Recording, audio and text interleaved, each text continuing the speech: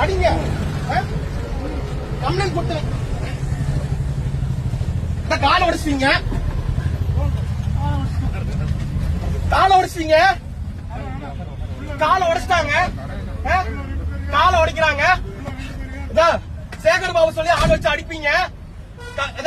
திமுக ரவுடிகளை கைது பண்ண மாட்டீங்க, என்ன அடிப்பாங்க, பாதிக்கப்பட்டவனே கைது பண்ணுவாங்க.